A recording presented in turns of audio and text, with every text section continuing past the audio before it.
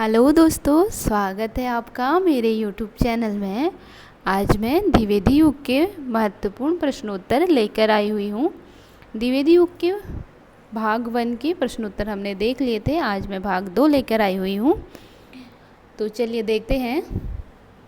रामनरेश त्रिपाठी के काव्य ग्रंथ हैं मिलन, पथिक, मानसी और स्वप्न। रामनरेश त्रिपाठी की कौन सी कविता फुटकर कविताओं का संग्रह है? तो मानसी इनका फुटकर कविताओं का संग्रह है। कविता कौमुदी रचना है रामनरेश त्रिपाठी की। यह 8 भागों में है। हिंदी, उर्दू, बंगला, संस्कृत कविताओं का संकलन है कविता कौमुदी। त्याग बिना निष्प्राण प्रेम है, करो प्रेम पर प्राण निछावर। यह पंक्ति है रामनरेश त्रिपाठी की।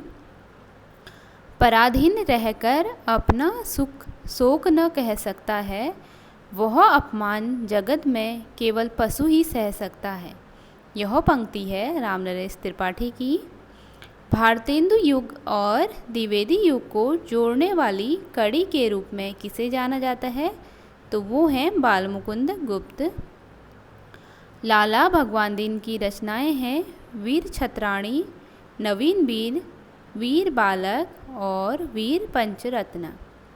उलाहना पंचक, अन्योक्तिक शतक काव्य कृतियाँ हैं सैयद अमीर अली मीर की।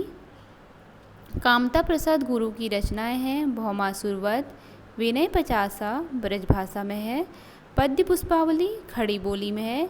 शिवाजी और दासी रानी कविताओं ने अच्छी प्रसिद्धि पाई है कामता प्रसाद गुरु की।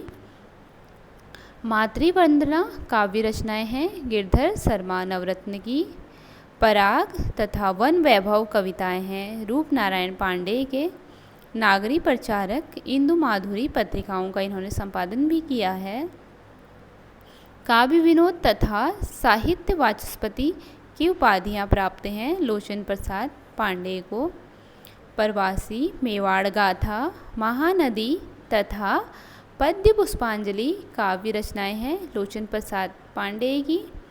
माधवी, मानवी, संचिता तथा ज्योतिष्मती प्रमुख काव्य कृतियाँ हैं ठाकुर गोपाल शरण सिंह की।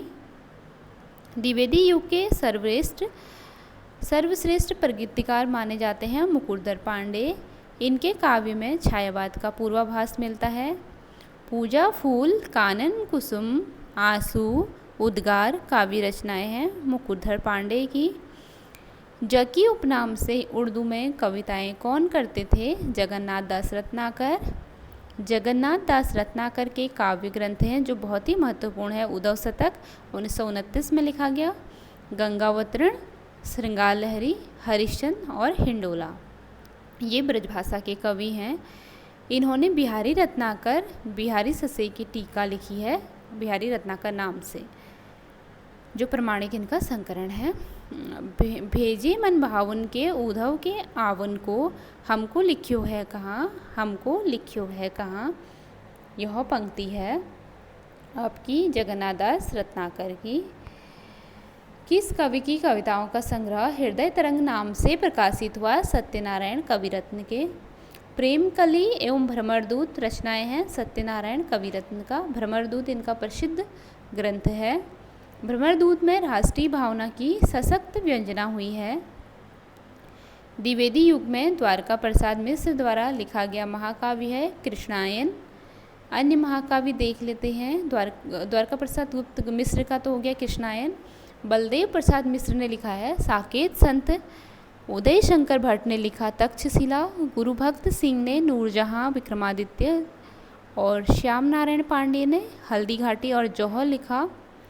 मोहनलाल महतो ने आर्याव्रत लिखा। ये द्विवेदी युग के महाकाव्य हैं। दिवस का अवसान समीप था। यह पंक्ति है हरिऔध की। प्रिय पति वह मेरा प्राण प्यारा कहाँ है। यह पंक्ति भी है हरिऔध की। केवल मनोरंजन न कवि का कर्म होना चाहिए, उसमें उचित उपदेश का भी मर्म होना चाहिए। पंक्ति है मैथिली शरण गुप्त की भारत भारती से। राम तुम मानव हो, ईश्वर नहीं हो क्या। यह भी मैथिली शरण गुप्त जी की पंक्ति है, साकेत महाकाव्य में है। वेदने तू भी भली बनी, पाई मैंने आज अपनी चाह धनी। यह भी मैथिली शरण गुप्त की पंक्ति है। सजनी रोता है मेरा गान, प्रिय तक नहीं पहुँच पाती उसकी तान। मैथिली शरण गुप्त जी की पंक्ति है। सखी वो मुझसे कहकर जाते, और इनकी और पंक्ति है। अबला जीवन हाय तुम्हारी यही कहानी, चारू चंद की चंचल किरणें खेल रही हैं जल थल में। यह भी मैथिली शरण गुप्त की पंक्तियां हैं। देशभक्त वीरों, मरने से नेक नहीं डरना होगा, प्राणों का बलिदान देश की वेदी पर करना होगा। यह पंक्ति है नाथूराम शर्मा शंकर की। तो द्विवेदी युग के जितने भी महत्वपूर्ण प्रश्नोत्तर थे वो यहाँ पे समाप्त होते हैं। अगली वीडियो में मैं आपको मिलती हूँ छायावाद के साथ। तो अगर आपको पसंद आए तो लाइक कीजिए, सब्सक्राइब कीजिए और कमेंट्स करके ज़रूर बताइए। आप सबका बहुत बहुत धन्यवाद। खुश रहिए।